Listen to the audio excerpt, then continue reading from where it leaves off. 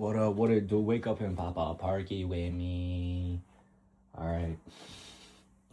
I wanted to hurt myself so bad because of the main event that I didn't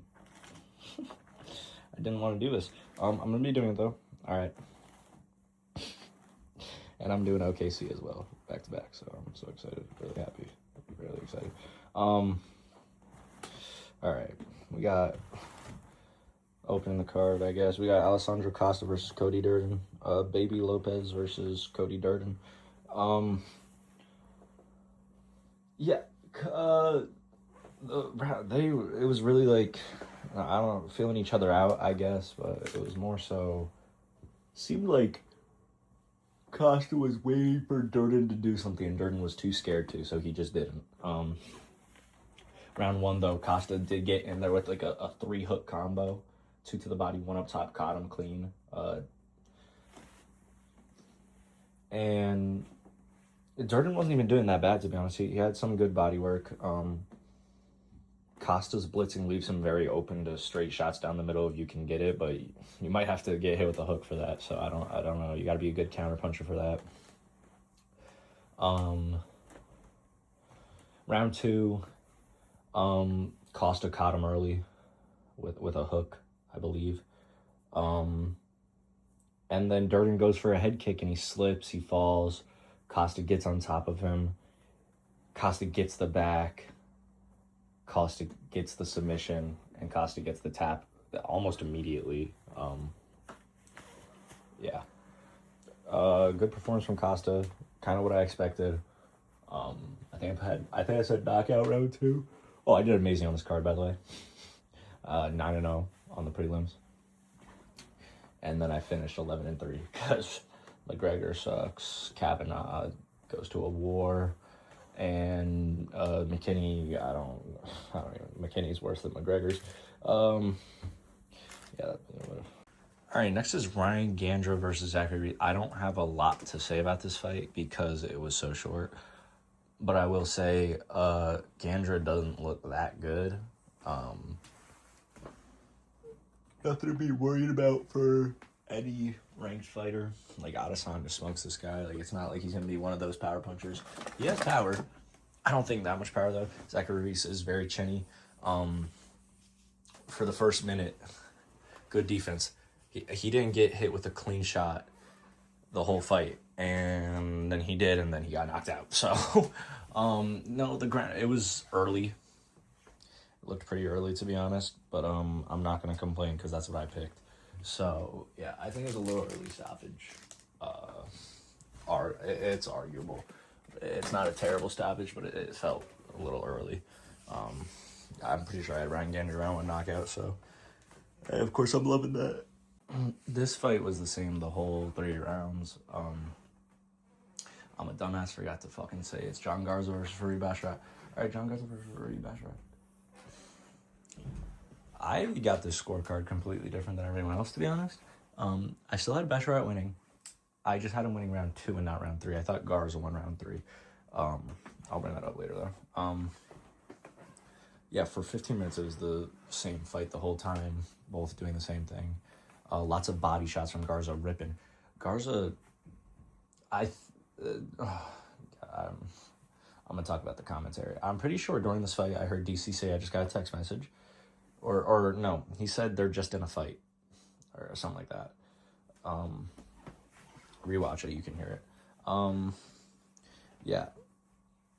They were glazing John Garza so hard, Rogan and DC, and I'm a little confused. Like, yes, he was short notice. Yes, it's Fareed Basharat. Yes, he's undefeated. Yes, he's basically ranked. But it's like, bro, he's losing. like why are we? Let's glaze the guy who's actually winning. The guy who's undefeated. The guy who everyone already knows. Like, I don't.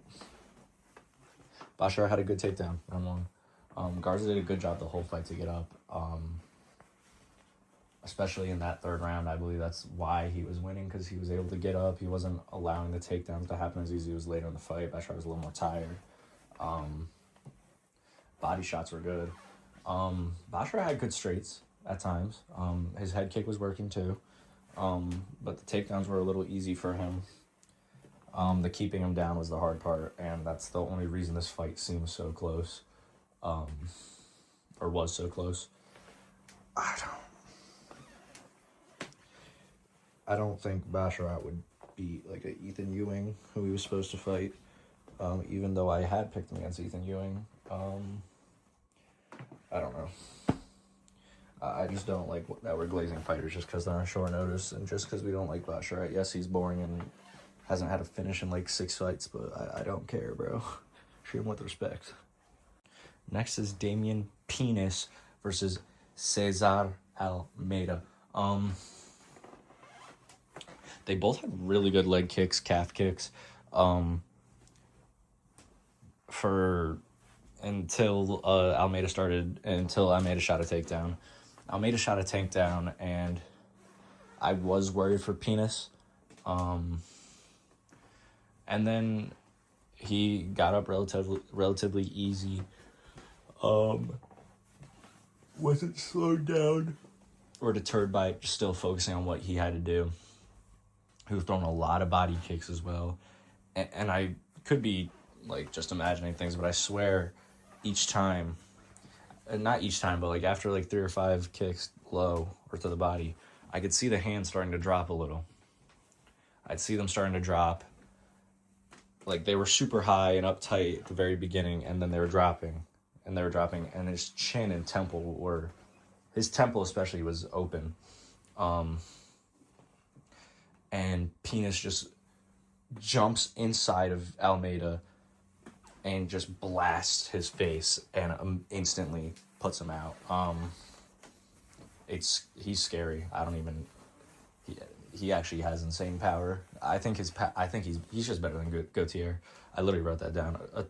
A better version of a Teba Gautier. Like a Teba Gautier is the Temu version of Damian Penis. I honestly feel like they should do that fight because I think Damian Penis would explode all over Ateba and put him out quick. Next is Wong Tong versus Tracy Cortez. This is actually this got the most views of anything that I've made so far. My prediction, maybe because I'm just talking about Tracy Cortez, but her photo wasn't even in it, so it's whatever. Tracy Cortez versus Wong Tong. This fight sucked, to be honest. Cortez got dropped by calf kicks in round 1. I mean, she just kept letting them happen. She wasn't even trying to avoid the calf kick. That's literally all that happened. Round 1, she got dropped by a calf kick. Round 1.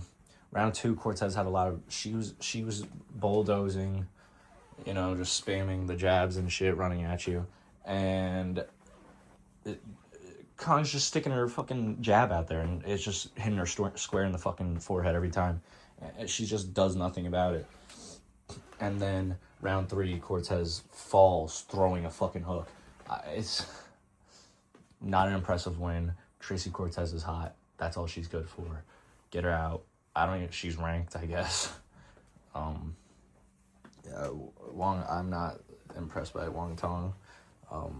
Because Cortez is someone you should be getting out of there quick, I feel like, if you're really about that. If you're gonna be Shevchenko, you gotta get her out of there. So yeah, no, embarrassing, low key. All right, next, Luke Riley versus Kai Kamaka III. Again, a very quick fight. I'm trying to drag this out long so it's not super short or anything, but it's hard too when the fights are all this quick.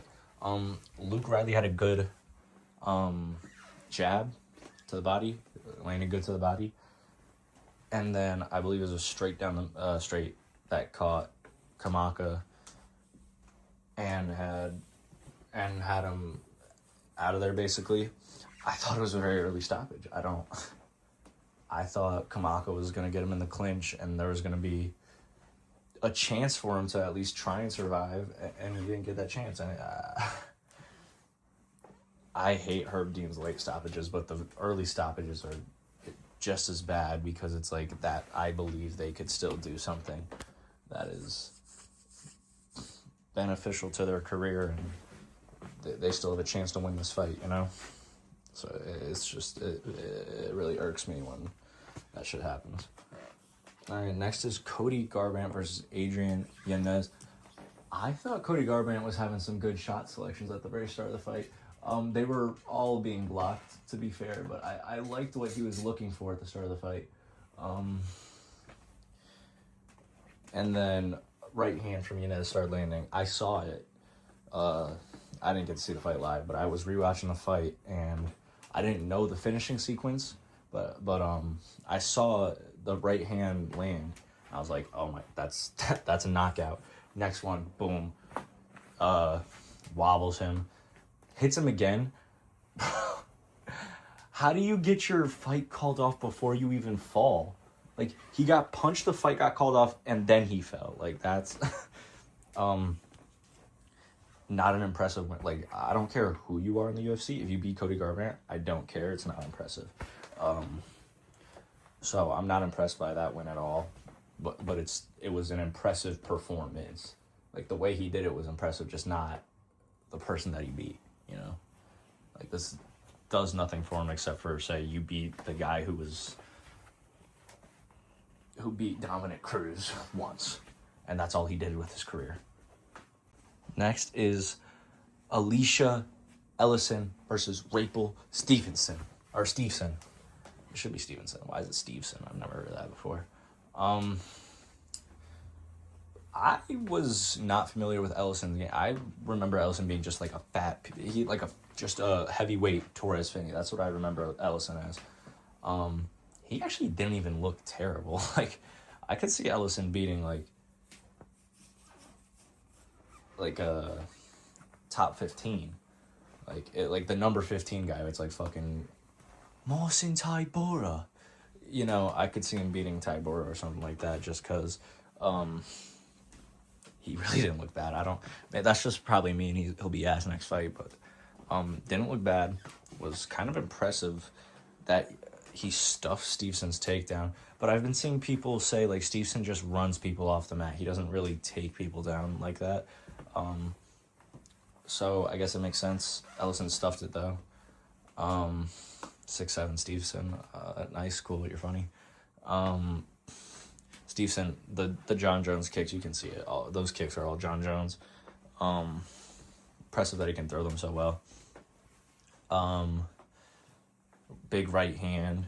And then right before the finishing sequence, Stevenson had a crazy good loophole shot. The loophole put him out, and then he hit him with the signature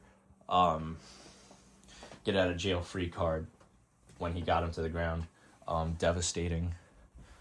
Looked like he flopped almost. I'm confused what he even got knocked out with still, and I've watched it like 5 times, but it's whatever. Next is Robert Whittaker versus Nikita Krylov. Robert Whittaker had really good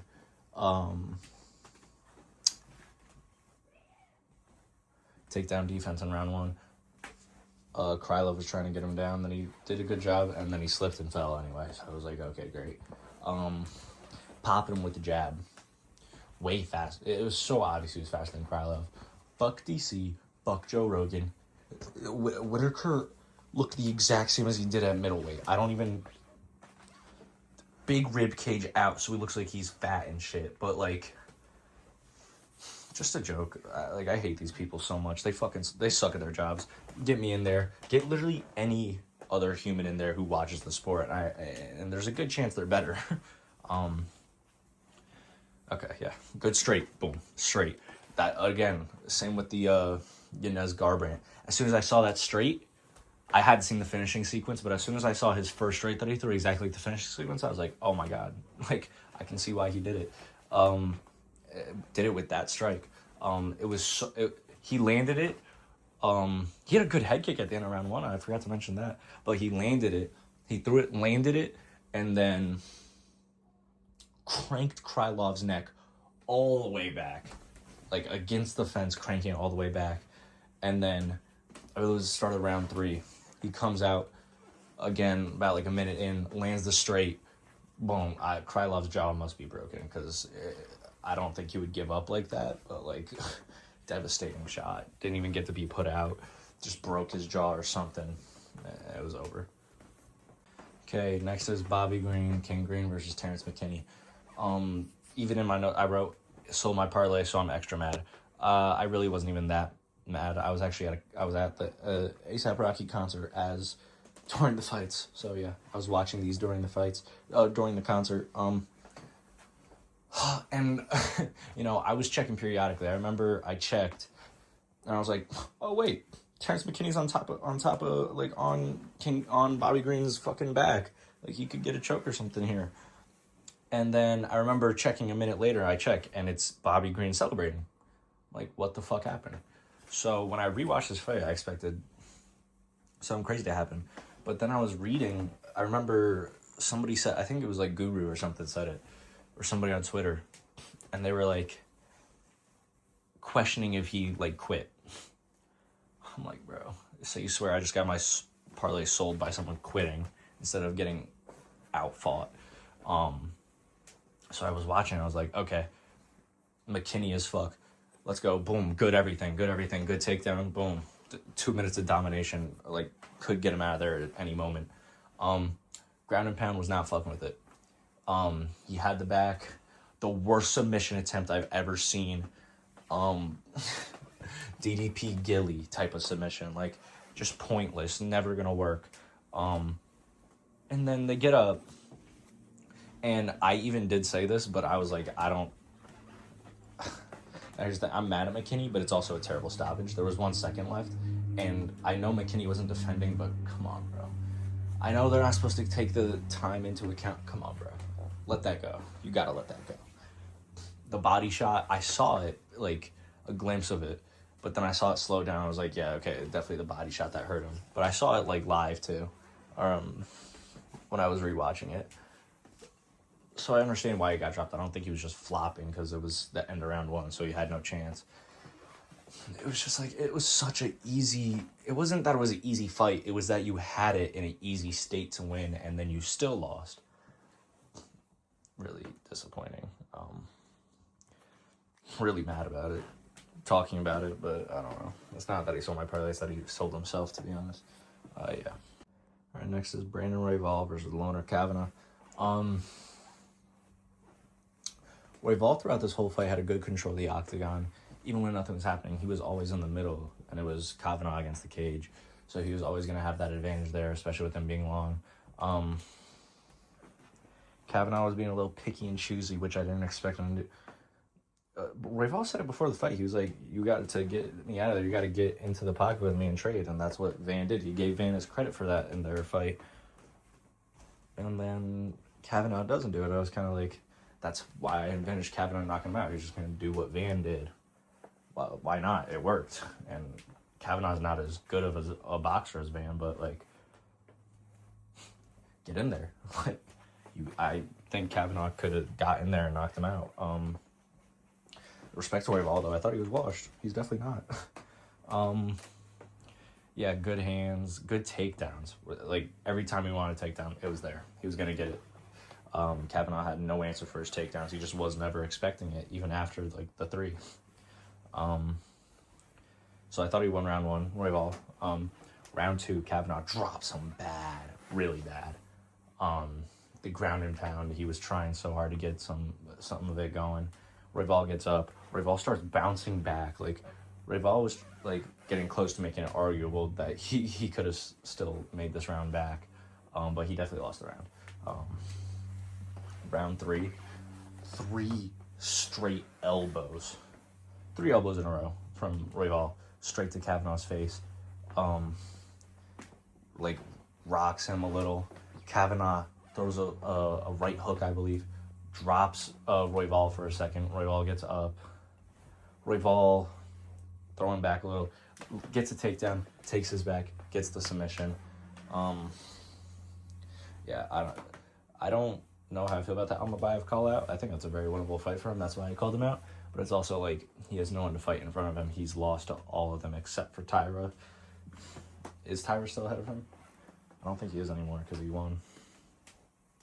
Tyra rematch or Almabayev because he called Almabayev out, or Horiguchi.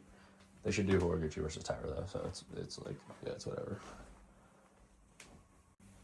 All right, Next is Corey Sandhagen versus Mario Bautista. Not a whole lot happened round one. Corey had good takedown defense. Basically round one just comes to those last 10, 15 seconds where Bautista has the submission, and we know now, I mean, obviously he was hurt after the bell and he was walking back, but now we know he tore his hamstring. People thought he had tore his knee. The torn hamstring, if he tore his knee, I don't think it would have been as easy for him to make a comeback in this fight, but with the hamstring, it was not as bad, so he could still fight. Yeah, that was round one. Round two, I don't even know what happened. I don't understand how Mario won round three after losing round two the way he did. Because Mario didn't, I can't tell you a shot that Mario landed in round two. Corey was landing pretty easily. It was landing pretty good too. It wasn't really hurting Bautista or anything, but it was landing. Obvious round two win. And then round three, Mario just starts using the wrestling. Wait, he's got one leg that I'm sure your coaches saw and you knew about. Just take him down. See if you can defend. And he couldn't really. So a lot of takedowns. And then good takedown defense from Mario himself. I believe Corey went for one or two. Solid performance. It was kind of underwhelming. I did expect to finish. He could have had it in that round one. There just wasn't not enough time left. Saved by the bell a little. I think you give him whoever doesn't get the next title shot. I know him and O'Malley are cool, but it's like, bro, I won't understand because I don't do it, but it's also like, bro, it's your job, bro. You gotta fight people. You can't just not, unless you move divisions for each other, and I don't think O'Malley's gonna move to 145 like anytime soon. So, to me, you make. I actually have a hot take. I don't think Umar's gonna beat Song Yadong. So you could just do Mario versus Umar. Or Mario versus Yadong, I guess. Or Mario O'Malley. I think Mario deserves an Umar rematch. They had a very close fight. They could make it a main event, and I think Mario could win that. I think he would. I'm pretty sure the Umar's team and all that don't like him having 5-round fights because his cardio isn't good enough yet. So, just saying. Yeah. Co-main event, Benoit Saint-Denis versus Paddy Pimblett. Benoit Saint-Denis is the biggest idiot ever. I am so glad I picked Paddy, and I'm surprised that it was like a weird thing to not. I thought this was like a very easy win for Paddy. Not easy, but the easiest he could get at the top of the division. He's just an idiot. Saint Denis immediately starts blitzing and then shoots a takedown on Pimblett. I don't understand this. Pimblett is not good at shooting takedowns, but he has amazing jiu-jitsu, black belt jiu-jitsu. So as long as you don't fall, you don't get knocked down, you don't knock him down and jump on top of him, or you don't try and take him down, you can win the fight by just not letting him use his jiu-jitsu. But this guy's an idiot, blitzes, and then jumps into a front choke. Basically what he does, dives into a front choke. Paddy latches it up. Disgusting. Puts him out so bad. He wakes up, instantly starts looking around, and yeah. I couldn't be happier because I don't like Saint Denis that much, but good win from Paddy. Give him Holloway. Just give him Holloway. Nobody wants to see. I don't want to see Mcgregor ever again in my life. Holloway. Give him Holloway. That would be an amazing fight. I honestly couldn't tell you who would win. That would be very close. I think I might lean Paddy on that just because he is very durable, and I don't think you need to even have great takedowns to get down Max Holloway. Conor McGregor versus Max Holloway. So the Hog Rider haircut, boom, instantly, that's all you need to see, and you knew he would lose. I understand he gets the haircut he had for their first fight. I don't care. you're not 23 anymore. You're 37 and it looks terrible on you. Your head is massive. Instantly blows out his knee. Even just the way he was looking in the cage, he looked nervous. Everything about him was nervous. He was shitting his pants. Here's the thing that's scary. Remember the last 15 seconds when Holloway points down against Gaethje and he starts throwing heavy? He doesn't usually throw that. Like, he throws, but he doesn't throw that heavy. Holloway was throwing heavy, very heavy on the ground and pound. I think he would have killed Conor. Like, either way. Kind of glad that I can say now, like, hey, Conor would have won, bro. We don't know. We gonna find out Saturday night. We don't know. We don't know if Conor would have won. We don't. Hey, run it back, bro. Let's run. I love running the trilogy, bro. Yo, let's get this fucking money, bro. Low-key an asshole for that, Holloway. Fuck you. No. I don't even know what you do with Holloway next. What the fuck? He doesn't deserve the fucking rematch because Oliveira. Give him Armin or Saint Denis. He loses to both of them. I don't. Oh, he might need to go back to 145, bro. I don't know. Can we get Holloway versus Lopez at lightweight and not Yair versus Lopez at lightweight? Because Yair's a fucking bum and we know what'll happen. I want to see Lopez fight at both and just be a double champ when Volk is gone. Because Lopez Gaethje, that would be a crazy fight. Lopez Ilya. God. Alright, yeah, that's that. Next is Dricus Du Plessis versus Kamaru Usman, Oklahoma City. Kevin Holland's fight got canceled, so that's great. Co-main event is Jared Cannonier. I love Jared Cannonier, but he's fighting Christian Laurie Duncan. It's not like, yeah, that card's looking like some trash, but I'm about to do that as well. So, all right, I'll catch you up. Go to sleep. Fuck Perky. Good night.